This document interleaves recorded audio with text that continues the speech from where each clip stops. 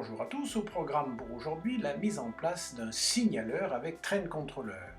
On va s'intéresser à une voie de service, la voie 3, sur laquelle on va pouvoir faire venir des locomotives, même lorsque ce canton est occupé, notamment par une autre locomotive. Et on verra comment on peut réaliser des unités multiples. Donc on va s'intéresser aussi au canton C21 qu'on utilise comme tiroir. Et on va programmer le signaleur pour ces deux trajets. Alors d'abord on passe en mode édition, on double-clique sur le canton, on arrive donc sur la fenêtre de canton. On voit ici en rose l'indicateur d'occupation du canton et déjà un signaleur de l'autre côté. On va faire un petit peu de place pour installer notre signaleur de l'autre côté. On va ici choisir nouveau signaleur dans ce petit menu. Ce signaleur se met en plein milieu de notre canton, on va le ranger bien sagement du côté opportun, on redimensionne la zone correspondant à l'indicateur, tout ceci n'est que pour la visualisation.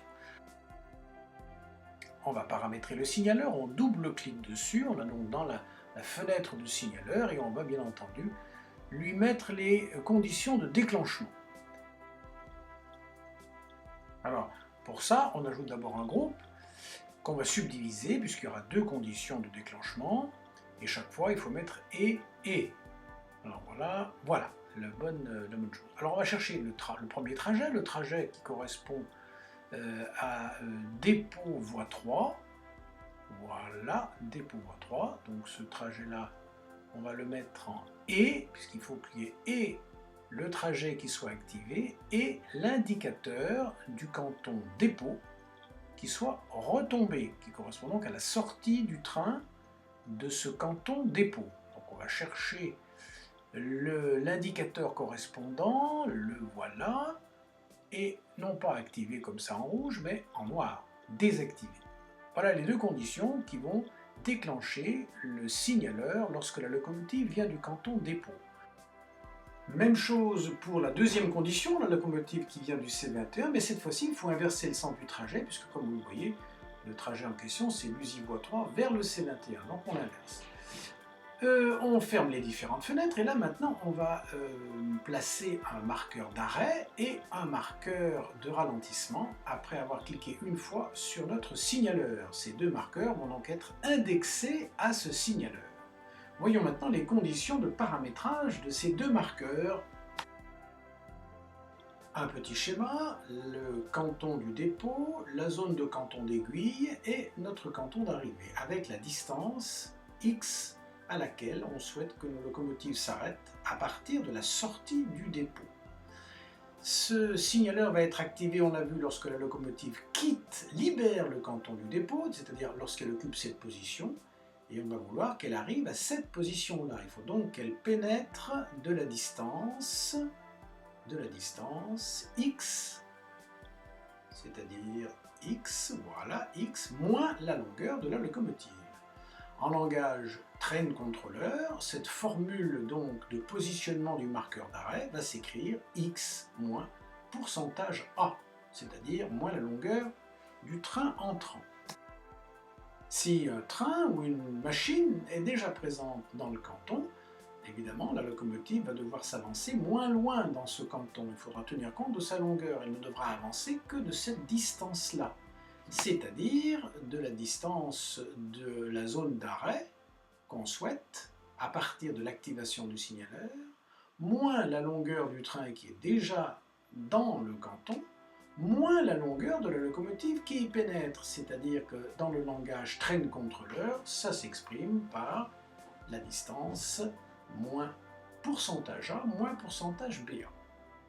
En pratique, à l'USI, la zone d'aiguille entre le canton précédent et le canton aval, cette zone d'aiguille mesure 113 cm. Et à partir de l'entrée dans le canton de la voie 3, on souhaite que les locomotives et les trains s'arrêtent à 230 cm. Donc X, dans le cas précis, va être de 343.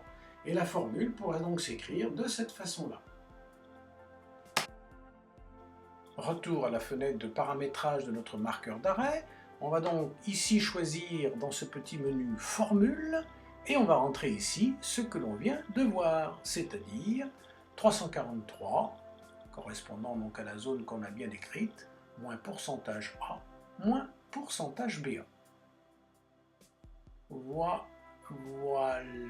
Voilà, très très bien. Maintenant, le marqueur de ralentissement, c'est la même chose, on va simplement mettre un petit centimètre de moins. Il paraît que Train Controller préfère. Donc 342, moins pourcentage A, moins pourcentage BA. Et c'est terminé. Voilà. Application, on va constituer une UM entre ces deux locomotives et nous allons voir comment notre signaleur va se comporter. On verra aussi comment l'UM va se constituer, ce qui est hyper simple. On active l'itinéraire entre le canton C21 et la voie 3 par nos petits boutons. L'itinéraire se constitue. Notre CC 65000 vient de quitter le canton C21, ce qui active le signaleur, et en même temps, le marqueur de ralentissement se met en œuvre. Puis la locomotive arrive à sa zone d'arrêt et on constate qu'elle est exactement à l'endroit prévu, c'est-à-dire à la zone d'arrêt que nous avons définie puisque le canton était tout simplement vide. On lance le deuxième trajet qui va donc mettre en route notre Y7100 qui part du canton dépôt vers cette voie 3 qui est déjà occupée. La machine a quitté le canton de dépôt, le signaleur s'est activé comme tout à l'heure, on voit qu'elle est attendue sur le canton où se trouve la 65500, elle progresse et elle s'arrête juste derrière. Au Train Controller, les deux locomotives sont réunies en unités multiples. Et pour que cette jonction se fasse, il faut correctement paramétrer les propriétés du trajet.